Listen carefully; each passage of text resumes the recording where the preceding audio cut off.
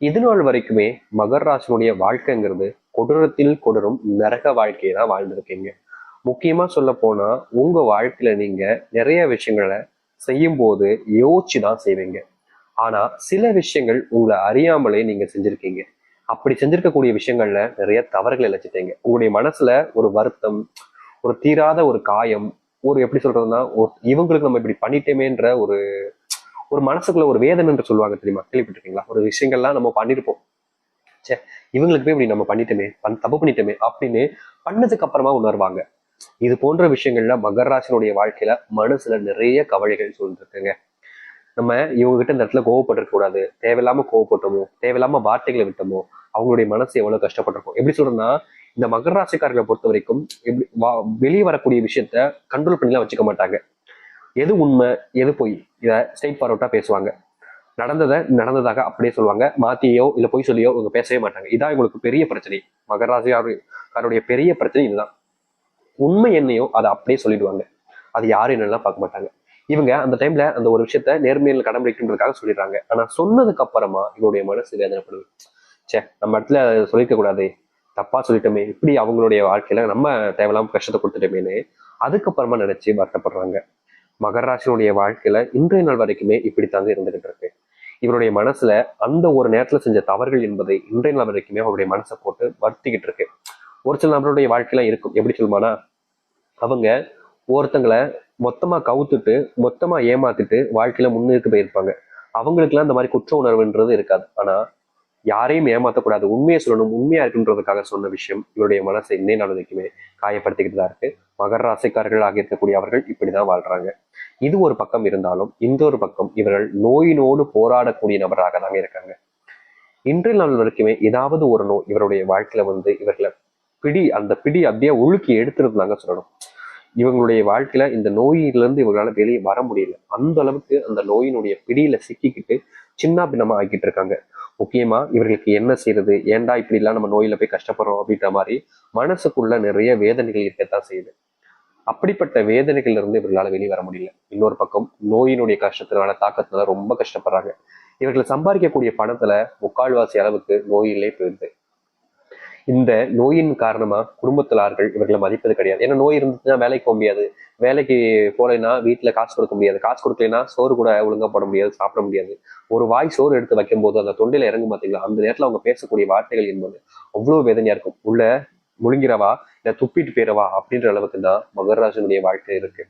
இவர்கள் பல நாட்கள் சாப்பிடாம கஷ்டப்பட்டிருக்காங்க. அதுவும் இவருடைய வீட்டுல சோறு இருக்கும், குடும்பத்தார்கள் சாப்பாடெல்லாம் நிறைய ஆக்கி வச்சிருப்பாங்க, ஆனாலும் சாப்பிட முடியாது. பசிக்காம இல்லைங்க, பசி எடுக்கும், வயிறு போட்டு அப்படியே கிள்ளும், ஆனாலும் சாப்பிட முடியாது. ஏன்னா அந்த அளவுக்கு கஷ்டம். மனசுல வேதனைகள் இருந்தா சாப்பாடு கூட இறங்காதுன்னு சொல்லுவாங்க. அது போலதான் இவருடைய வாழ்க்கை.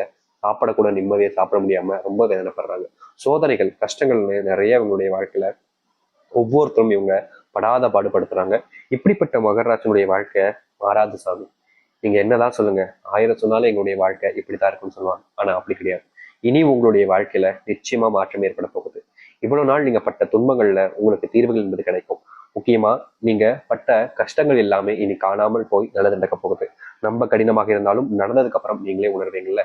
சரி, மகராசனுடைய வாழ்க்கை எந்த அளவுக்கு மாற்றம் ஏற்பட போகுதுன்றதை பத்தி தெளிவாக பார்க்கணும்.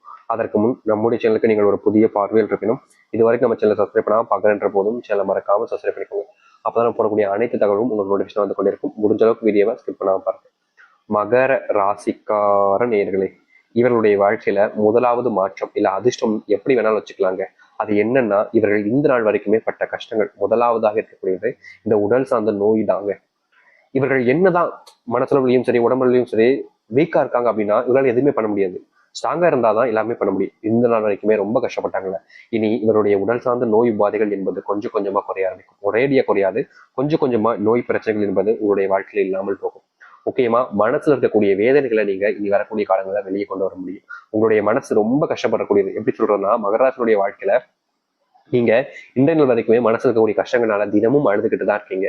உங்களுடைய தூங்கும் போது ரொம்ப கஷ்டப்படுவீங்க. மற்ற நேரத்துலயாச்சும் கொஞ்சமா அழுவீங்க. ஆனா தூங்கும் போது அப்படி தேங்கி தேங்கி எழுவாங்க. அப்படி தேங்கி எழும் போது இவருடைய எப்படி சொல்றதுன்னா, அப்ப கூட பாருங்களேன், தேங்கி எழும்போது கூட பாருங்களேன் சளி வந்துடும். இவர்களுக்கு அழும்போது கூட சளினால ரொம்ப கஷ்டப்படுவாங்க.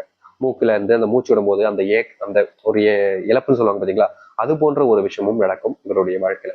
இப்படித்தாங்க ஏதாச்சும் ஒரு சின்ன விஷயம் நடந்தால், இப்போ இவங்க போய் தண்ணியில குளிக்கிறாங்க அப்படின்ற போது, தண்ணியில தான் குளிக்கணும், அப்படி குளிக்கிறாங்க அப்படின்ற போது அப்போ காலில் சுளுக்கு மாதிரி ஏற்படும், அப்படி இல்லைன்னா நரம்பு பிடிச்சிக்கும் சொல்லுவாங்க. அந்த மாதிரி வேலையில இவங்களுடைய வாழ்க்கையில ரொம்ப யதார்த்தமா நடக்குங்க. இப்போ அதிகமா போன் பண்றாங்கன்னா கண்ணு பிரச்சனை வந்துடும், அதிகமா ஒருத்தவங்க பேசுறாங்கன்னா தொண்டை வலி வந்து, இப்படி எந்த ஒரு விஷயத்தினாலும் நோயினால் ரொம்ப கஷ்டப்பட்டு உடம்பளவுல ரொம்ப வேதனைப்படுகிறாங்க. இனி வரக்கூடிய காலங்களில் இப்படிப்பட்ட விஷயங்கள் என்பது உங்களுடைய வாழ்க்கையில குறைய ஆரம்பிக்கும். நீங்க எடுத்து வைக்கக்கூடிய ஒவ்வொரு அடியிலையும் இனி முன்னேற்றம் இருக்கும். தொழில் சார்ந்த விஷயங்கள் தொடர்பாக இனி வரக்கூடிய காலங்களில் இவர்களால் ஆரம்பிக்க முடியும். பல வருஷங்களாக ஒரு தொழில் ஆரம்பிக்கணுன்ற கனவு இருக்கு. இவங்களுக்கு தொழில் பத்தின விஷயங்கள் எல்லாமே நாலேஜ் எல்லாம் தெரியும். ஆனா ஆரம்பிக்கிறதுக்கான இந்த நேரம் சரியா இருக்கா, ஆரம்பிச்சா வெற்றி அடைஞ்சலாமான்ற ஒரு பயத்தினாலேயே இன்றைய நாள் வரைக்கும் இவர்கள் இந்த ஒரு விஷயத்த தொடாமலே இருந்தாங்க. சரி கொஞ்ச நாள் ஆகட்டும், கொஞ்ச நாள் ஆகட்டும் அப்படின்னு. ஆனா இனி வரக்கூடிய குறுகிய காலங்களிலே இவருடைய வாழ்க்கையில வெற்றிகள் என்பது கிடைக்கும்.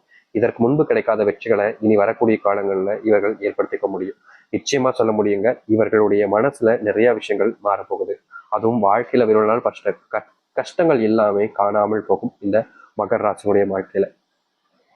மகர் ராசினுடைய இனி வரக்கூடிய காலங்கள்ல ஒரு சில முடிவுகள் கொஞ்சம் கடினமா இருக்க வேண்டியது இருக்குதுங்க. அதாவது இது நாள் வரைக்குமே நீங்க ரொம்ப ஒரு ஸ்ட்ரிக்டா இந்த முடிவு எடுத்தே ஆகணுன்றதெல்லாம் எடுத்தது கிடையாது.